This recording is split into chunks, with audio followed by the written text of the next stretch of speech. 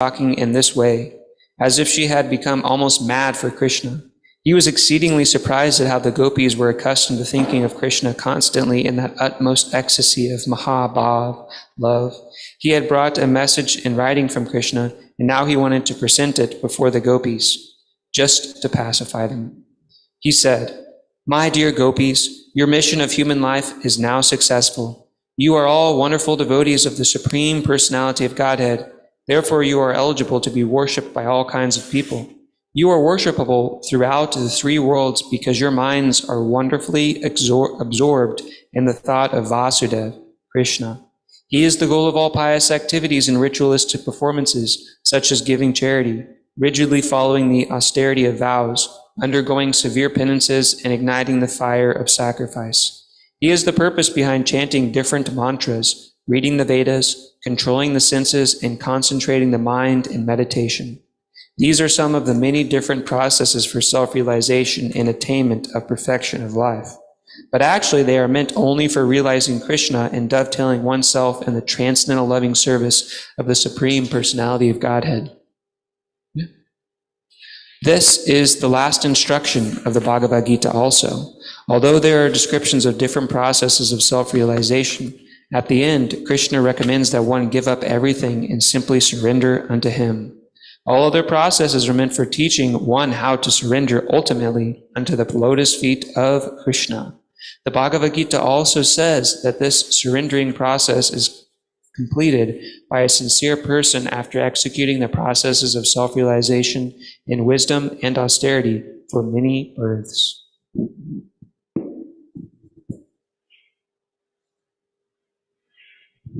Since the perfection of austerity was completely manifested in the lives of the gopis, Uddhava was fully satisfied upon seeing their transcendental position. He continued, quote, "My dear gopis, the mentality you have developed in relationship with Krishna is very, very difficult to attain, even for great sages and saintly persons. You have attained the highest perfectional stage of life. It is a great boon for you that you have fixed your minds upon Krishna and have decided to have Krishna only, giving up your families, homes, relatives, husbands, and children for the sake of the Supreme Personality. Because your minds are now fully absorbed in Krishna, the Supreme Soul, universal love has automatically developed in you. I think myself very fortunate that I have been favored by your grace to see you in this situation." End quote. When Uddhava said that he had a message from Krishna, the gopis were more interested in hearing the message than in hearing about their exalted position. They did not very much like being praised for their high position. They showed their anxiety to hear the message Uddhava had brought from Krishna. Uddhava said, quote, "My dear gopis, I am especially deputed to carry this message to you, who are such great and gentle devotees. Krishna has specifically sent me to you because I am his most confidential servitor." End quote.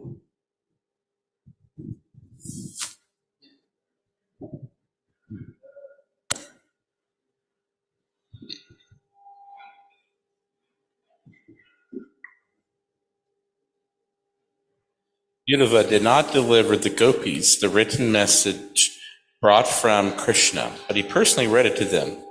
The message was very gravely written so that not only the gopis, but all empiric philosophers might understand how pure love of God is intrinsically integrated with all the different energies of the Supreme Lord.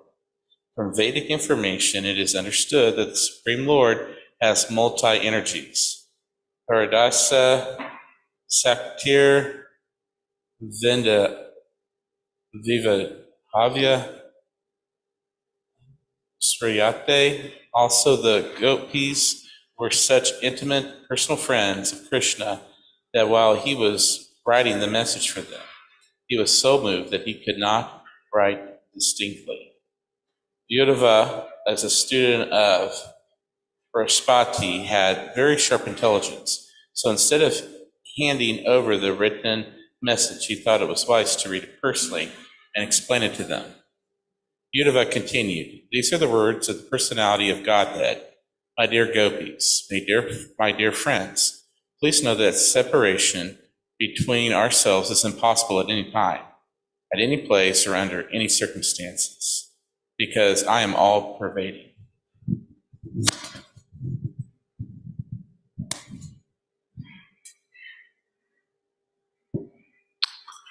This all-pervasiveness of Krishna is explained in the Bhagavad Gita in both the 9th and 7th chapters. In the 9th chapter, Krishna is described as all-pervasive in his impersonal feature. Everything rests in him, but he is not personally present everywhere.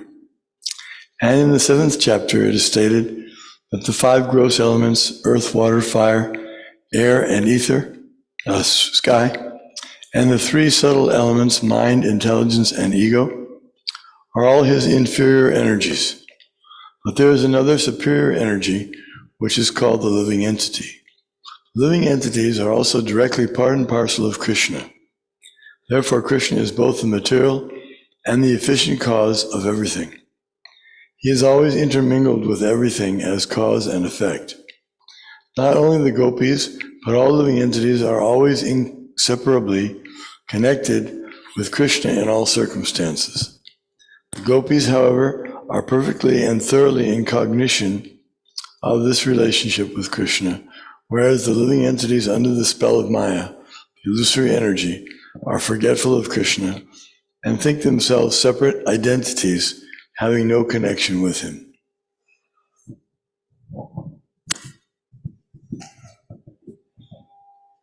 Love of Krishna or Krishna consciousness is therefore the perfection of real knowledge in understanding things as they are. Our minds can never be vacant.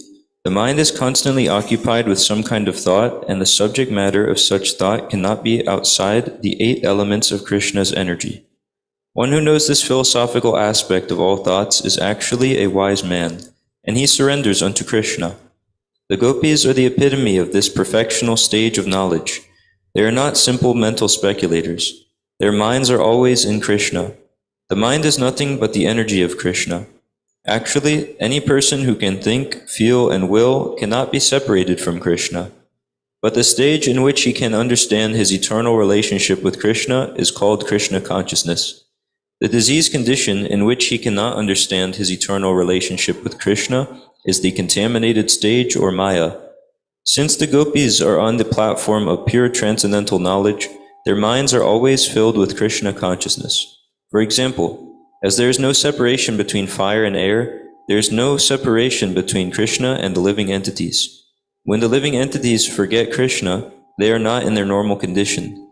As for the gopis, because they are always thinking of Krishna, they act on the absolute stage of perfection and knowledge. The so-called empiric philosophers sometimes think that the path of bhakti is meant for the less intelligent. But unless the so-called man of knowledge comes to the platform of bhakti, his knowledge is certainly impure and imperfect. Actually, the stage of forgetfulness of our eternal relationship with Krishna is separation. But that is also illusory because there is no such separation. The gopis were not situated in that illusory condition of life. So even from the philosophical point of view, for them there was no separation. Uddhava continued reading Krishna's message. Nothing is separate from me. The whole cosmic manifestation is resting on me and is not separate from me. Before the creation, I was existing. This is confirmed in the Vedic literature. Eko Narayana Asin na Brahma Nashanaha. Before the whole cosmic manifestation, before creation, there was only Narayan. There was no Brahma and no Shiva. The whole cosmic manifestation is manipulated by the 3 modes of material nature. It is said that Brahma, the incarnation of the quality of passion, created this universe. But Brahma is the secondary creator. The original creator is Narayana. This is confirmed by Shankaracharya. Narayana Paro Vyaktat. Narayana is transcendental beyond this cosmic creation. In this way, nothing within this cosmic creation is separate from Krishna, although Krishna's original form is not visible in everything. Krishna creates, maintains, and annihilates the whole cosmic manifestation by expanding himself in different incarnations. Everything is Krishna and everything depends on Krishna. but he is not perceived in the material energy, and therefore it is called Maya, or illusion. In the spiritual energy, however, Krishna is perceived at every step, in all circumstances. This perfectional stage of understanding is represented by the gopis. As Krishna is always aloof from the cosmic manifestation, although it is completely dependent on him, so a living entity is always completely aloof from his material, conditioned life, although the material body has developed on the basis of spiritual existence. In the Bhagavad Gita, the whole cosmic manifestation is accepted as the mother of the living entities, and Krishna is the father.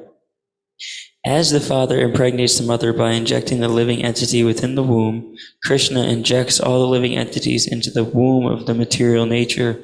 They come out in different bodies according to their different fruitive activities, but in all circumstances, the living entity is aloof from this material, conditioned life. If we simply study our own bodies, we can understand how a living entity is always aloof from this bodily engagement.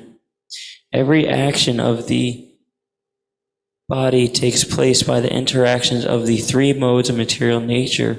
We can see at every moment many changes taking place in our bodies, but the spirit soul is aloof from all changes. One can neither create nor annihilate nor interfere with the actions of material nature. The living entity is therefore entrapped by the material body and conditioned in three stages, namely while awake, asleep, and unconscious. The mind acts throughout all three conditions of life. The living entity in his sleeping or dreaming condition sees something as real, and when awake, he sees the same thing as unreal. It is concluded, therefore, that under certain circumstances, he accepts something as real, and under other circumstances, he accepts the very same thing as unreal. These matters are the subjects of study for the empiric philosophers or the Sankhya Yogi. To come to the right conclusion, Sankhya yogis undergo severe austerities and penances, practicing control of the senses and renunciation.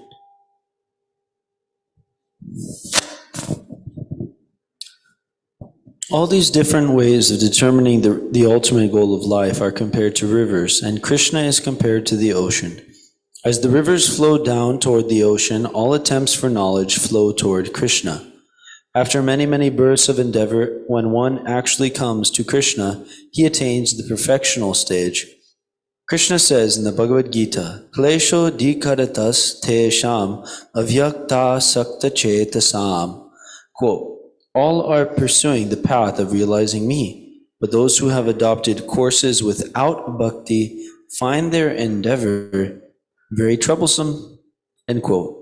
Krishna cannot be understood unless one comes to the point of bhakti. Three paths are enunciated in the Bhagavad Gita: Karma Yoga, Jnana Yoga, and Bhakti Yoga. Those who are too much addicted to fruitive activities are advised to perform actions which will bring them to bhakti. Those who are addicted to the pursuit of empiric philosophy are also advised to act in such a way that they will realize bhakti. Karma Yoga is therefore different from ordinary karma, and Jnana Yoga is different from ordinary jnana. Ultimately, as stated by the Lord in the Bhagavad Gita, Bhaktya mam abhijanati. Only through execution of devotional service can one understand Krishna. The perfectional stage of devotional service was achieved by the gopis because they did not care to know anything but Krishna. It is confirmed in the Vedas, Kasmin nu bhagavo vigyate sarvam idham vigyatam bhavatiti. This means that simply by knowing Krishna, one automatically acquires all other knowledge.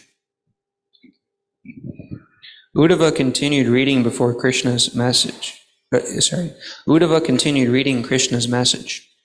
Transcendental knowledge of the Absolute is no longer necessary for you.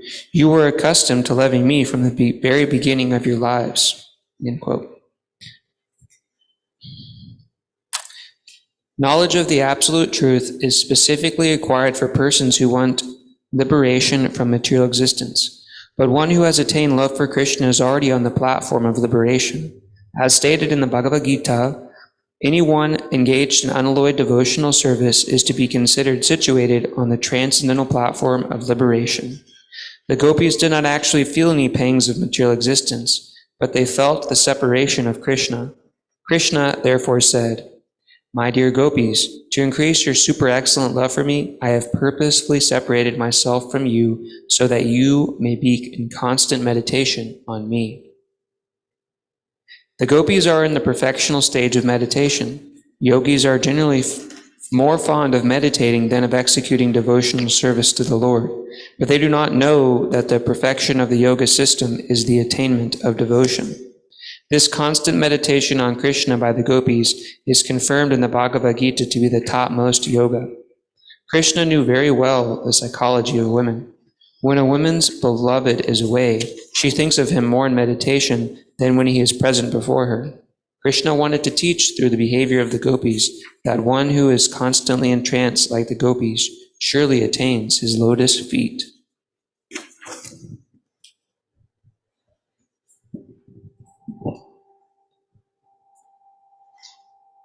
Lord Catanaya taught people in general the method of Virpamada Sevat, which is the method of rendering service unto the Supreme Personality of the Godhead in the feeling of separation. The 6 Goswamis also taught worship of Krishna in the feeling of the gopis in separation. The prayers composed by Srimad Rasara about the Goswamis explain these matters very clearly. Srimad Rasara said that the Goswamis were always absorbed in the ocean of transcendental feelings in the mood of the gopis. When they lived in Vrindavan, they were searching for Krishna, crying, "Where are you, Krishna? Oh, gopis, where are you? Where are you? Srimati Radharani." They never said, "We have now seen Radha and Krishna, and therefore our mission is fulfilled." Their mission remained always unfulfilled. They never met Radha or Krishna. Krishna reminded the gopis that at the time of the Rasa dance, those gopis who could not join him for the Rasa Leela gave up their bodies simply by thinking of him. Absorption in Krishna consciousness by feeling separation is thus the quickest method for attainment of the lotus feet of Krishna. By the personal statement of Krishna, the gopis were convinced about the strength of feelings of separation. They were actually experiencing the supernatural method of Krishna worship and were much relieved by understanding that Krishna was not away from them, but always with them.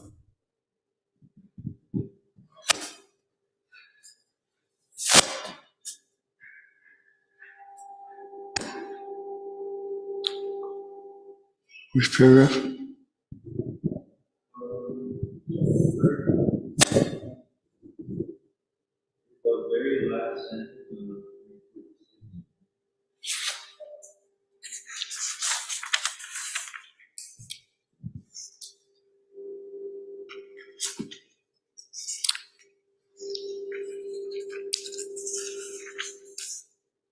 Starting with what? The gopis therefore received Uddhava very happily and began to speak as follows. We have heard that King Kamsa, who was always a source of trouble for the Yadu dynasty, has now been killed. This is good news for us. We hope, therefore, that the members of the Yadu dynasty are very happy in the association of Krishna, who can fulfill all the desires of his devotees. My dear Uddhava, kindly let us know whether Krishna sometimes thinks of us while in the midst of the highly enlightened society girls in Mathura. We know that the women and girls in Mathura are not village women. They are enlightened and beautiful. Their bashful, smiling glances and other feminine features must be very pleasing to Krishna. We know very well that Krishna is always fond of the behavior of beautiful women. It seems, therefore, that he has been entrapped by the women of Mathura. My dear Uddhava, Will you kindly let us know if Krishna sometimes remembers us while in the midst of other women?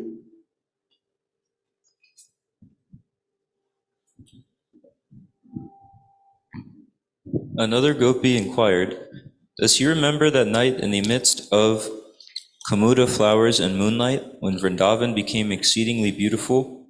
Krishna was dancing with us, and the atmosphere was surcharged with the sound of foot bells. We exchanged pleasing conversation then. Does he remember that particular night? We remember that night, and we feel separation. Separation from Krishna makes us agitated, as if there were fire in our bodies. Does he propose to come back to Vrindavan to extinguish that fire, just as a cloud appears in the sky to extinguish a forest fire by its downpour?"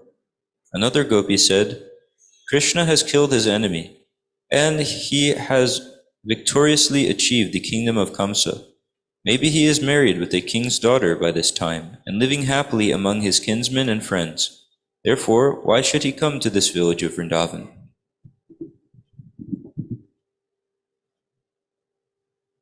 Another gopi said, Krishna is the Supreme Personality of Godhead, the husband of the goddess of fortune, and he is self-sufficient. He has no business either with us, the girls in the Vrindavan forest, or with the city girls in Mathura. He is the great super soul. He has nothing to do with any of us, either here or there. Another gopi said, it is an unreasonable hope for us to expect Krishna to come back to Vrindavan. We should try instead to be happy in disappointment. Even Pingala, the great prostitute, said that disappointment is the greatest pleasure. We all know these things, but it is very difficult for us to give up the expectation of Krishna's coming back. Who can forget a solitary conversation with Krishna, on whose chest the goddess of fortune always remains, in spite of Krishna not desiring her? My dear Uddhava, Vrindavan is the land of rivers, forests, and cows. Here the vibration of the flute was heard, and Krishna, along with his elder brother Sri Balaram, enjoyed the atmosphere in our company. Thus the environment of Vrindavan constantly reminded us of Krishna and Balaram. On the land of Vrindavan are the impressions of his footprints, the residence of the goddess of fortune, and because of such signs, we cannot forget Krishna. The gopis further expressed that Vrindavan was still full of all opulence and good fortune. There was no scarcity in or want in Vrindavan as far as material necessities were concerned. But in spite of such opulence, they could not forget Krishna and Balaram. Quote, "We constantly remember various attractive features of beautiful Krishna. His walking, his smiling, his joking words. We have all become lost by the dealings of Krishna, and it is impossible for us to forget him. We always pray to him, exclaiming, 'Dear Lord, dear husband of the goddess of fortune, dear Lord of Vrindavan, and deliverer of the distressed devotees, we have now fallen and merged into an ocean of distress. Please, therefore, come back to Vrindavan and deliver us from this pitiable condition.'" Uddhava minutely studied the transcendental abnormal condition of the gopis in their separation from Krishna, and he thought it wise to repeat again and again all the pastimes they had enjoyed with him. Materialistic persons are always burning in a blazing fire of material miseries. The gopis were burning in a transcendental blazing fire due to separation from Krishna. The blazing fire exasperating the gopis, however, is different from the fire of the material world. The gopis constantly wanted the association of Krishna, whereas materialistic persons constantly want the advantage of material comforts. It is stated by Vishwanath Chakravarti Thakur that Krishna saved the cowherd boys from the blazing fire within a second, while their eyes were closed. Similarly, Uddha advised the gopis that they could be saved from the fire of separation by closing their eyes and meditating on the activities of Krishna from the very beginning of their association with him. From the outside, the gopis could visualize all the pastimes of Krishna by hearing the descriptions of Uddhava, and from within they could remember those pastimes. From the instructions of Uddhava, the gopis could understand that Krishna was not separate from them. As they were constantly thinking of Krishna, Krishna was also thinking of them constantly at Mathura.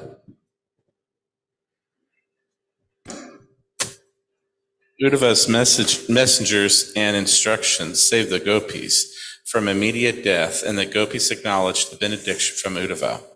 Uddhava practically acted as the preceptor, spiritual master of the gopis, and in return they worshipped him as they would worship Krishna.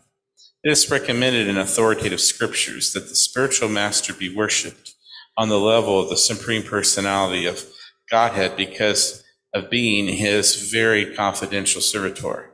And it is accepted by great authorities that the spiritual master is the external manifestation of Krishna. The gopis were relieved from their transcendental burning condition by realizing that Krishna was with them. Internally, they remembered his association within their hearts and externally. Uddhava helped them associate with Krishna by his conclusive instructions. The Supreme Personality of Godhead is described in the scriptures as,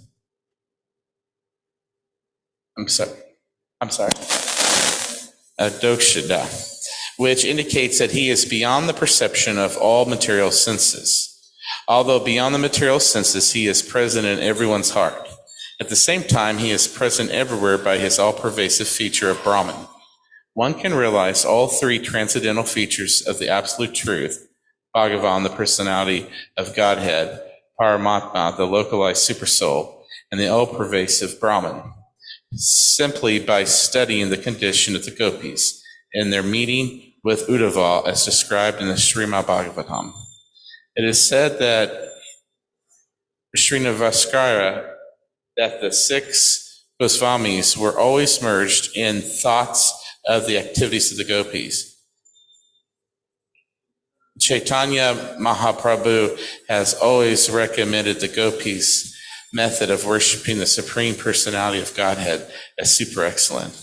Srila Sukadeva Goswami has also recommended that anyone who hears from the right source about the dealings of the gopis with Krishna and who follows the instructions laid down by all previous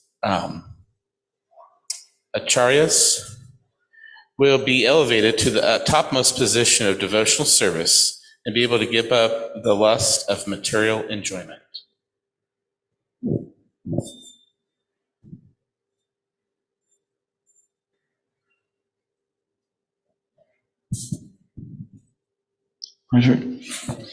All the gopis were solaced by the instructions of Uddhava, and they requested him to stay in Vrindavan for a few days more. Uddhava agreed to their proposal and stayed with them, not only for a few days, but for a few months. He always kept them engaged in thinking of the transcendental message of Krishna and his pastimes, and the gopis felt as if they were experiencing direct association with Krishna. While Uddhava remained in Vrindavan, the inhabitants enjoyed his association. As they discussed the activities of Krishna, the days passed just like moments. Vrindavan's natural atmosphere, with the presence of the river Yamuna, its nice orchards of trees decorated with various fruits, Govardhan Hill, caves, blooming flowers, all combined to inspire Uddhava to narrate Krishna's pastimes.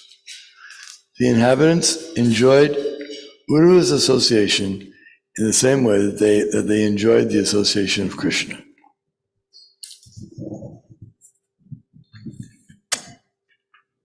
Uddhava was attracted by the attitude of the gopis because they were completely attached to Krishna, and he was inspired by the gopis' anxiety for Krishna. He offered them his respectful obeisances and composed songs in praise of their transcendental qualities as follows. Among all the living entities who have accepted the human form of life, the gopis are super excellently successful in their mission. Their thought is eternally absorbed in the lotus feet of Krishna. Great sages and we ourselves also try to be absorbed in meditation on the lotus feet of Krishna, but the gopis, having lovingly accepted the Lord, are automatically accustomed to this and do not depend on any yogic process. The conclusion is that one who has attained the gopis' condition of life does not have to take birth as Lord Brahma, or be born in a Brahmana family, or be initiated as a Brahmana.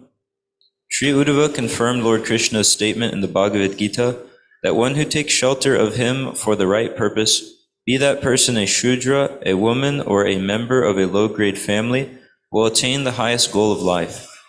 The gopis have set the standard of devotion for the whole world. One who follows in the footsteps of the gopis by constantly thinking of Krishna can attain the highest perfectional stage of spiritual life. The gopis were born not of any highly cultured family, but of cowherd men. Yet they developed the highest love of Krishna, who is the super soul, the supreme personality of Godhead, and the supreme Brahman. For self-realization or God-realization, there is no need to take birth in a high family. The only thing needed is development of ecstatic love of God. For achieving perfection in Krishna consciousness, no qualification is required other than to be constantly engaged in the loving service of Krishna, the supreme nectar, the reservoir of all pleasure. The effect of taking up Krishna consciousness is just like that of drinking nectar. With or without one's knowledge, it will act. The active principle of Krishna consciousness will equally manifest itself everywhere. It does not matter how and where one has taken his birth. Krishna will bestow his benediction upon anyone who takes to Krishna consciousness without any doubt. Uddhava continued, the supreme benediction attained by the gopis, in spite of their being born in the families of cowherd men, was never attained even by the goddess of fortune herself, and certainly not by the denizens of heaven, though the bodily scent of the women there is exactly like the scent of the lotus. The gopis are so fortunate that during the Rasa Leela, Krishna personally embraced them with his arms and kissed them face to face. Certainly it is not possible for any women in the three worlds to achieve this except the gopis. Therefore, I wish to take birth as one of the plants or creepers in Vrindavan, who are so fortunate that the gopis trample them. The gopis have so lovingly served Krishna, Mukunda himself, the giver of liberation, who is searched after by great sages and saintly persons. For his sake, the gopis left everything, their families, their children, their friends, their homes, and all worldly connections. Uddhava appreciated the exalted position of the gopis and wished to fall down and take the dust of their feet on his head. Yet he dared not ask the gopis to offer the dust from their feet. Perhaps they would not be agreeable.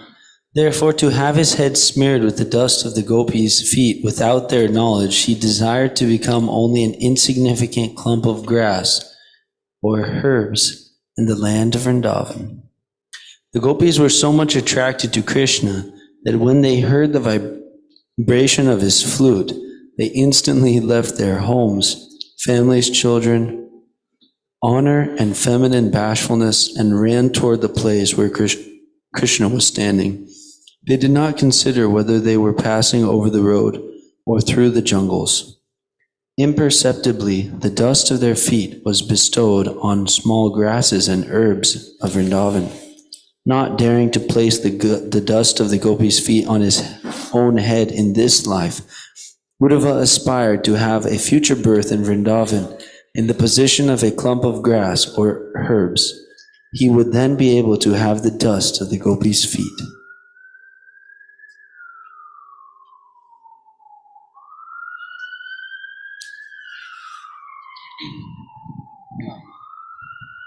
Uddhava appreciated the extraordinary fortune of the gopis, who were relieved of all the material pangs and anxieties by placing on their beautiful high breasts the lotus feet of Krishna, which are worshipped not only by the goddess of fortune, but by exalted demigods as Brahma and Lord Shiva, and which great yogis meditate upon within their hearts. Thus, Uddhava prayed to be constantly honored by the dust from the lotus feet of the gopis, whose chanting of Lord Krishna's transcendental pastimes has become celebrated all over the three worlds. After living in Vrindavan for some time, Uddhava desired to go back to Krishna, and he begged permission to leave from Nanda Maharaja and Yashoda. He had a farewell meeting with the gopis, and taking permission from them also, he mounted his chariot to start for Mathura.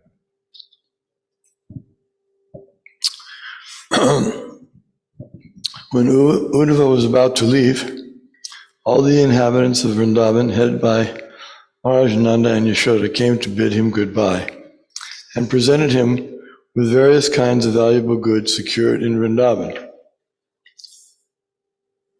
They expressed their feelings with tears in their eyes due to intense attachment for Krishna. All of them desired a benediction from Uddhava.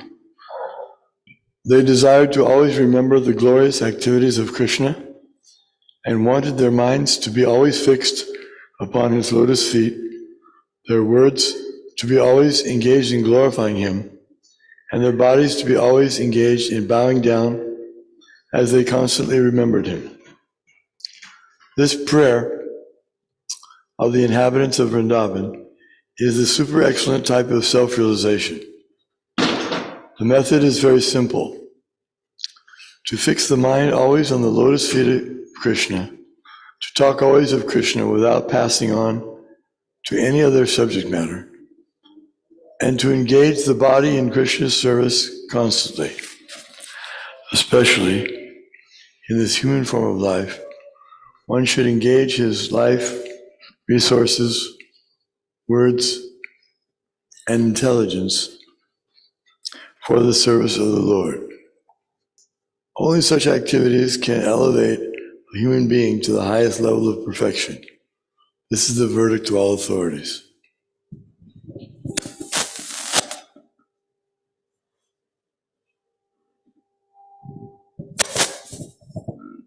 The inhabitants of Vrindavan said, "By the will of the Supreme Authority, and according to the results of our own work, we may take our birth anywhere. It doesn't matter where we are born, but our only prayer is that we may simply be engaged in Krishna consciousness. A pure devotee of Lord Krishna never desires to be promoted to the heavenly planets, or even to Vaikuntha or Goloka Vrindavan, because he has no desire for his own personal satisfaction. A pure devotee regards heaven and hell to be on an equal level. Without Krishna, heaven is hell, and with Krishna, hell is heaven." When Uddhava had been fully honored and worshipped by the pure devotees of Vrindavan, he returned to Mathura and to his master Krishna. After offering respects by bowing down before Lord Krishna and Balaram, he described the wonderful devotional life of the inhabitants of Vrindavan. Then he presented to Vasudev, Krishna's father, and Ugrasena, Krishna's grandfather, all the gifts given by the inhabitants of Vrindavan.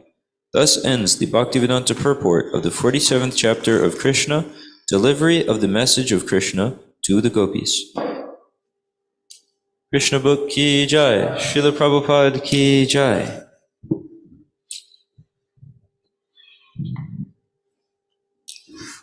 Uddhava ki jai.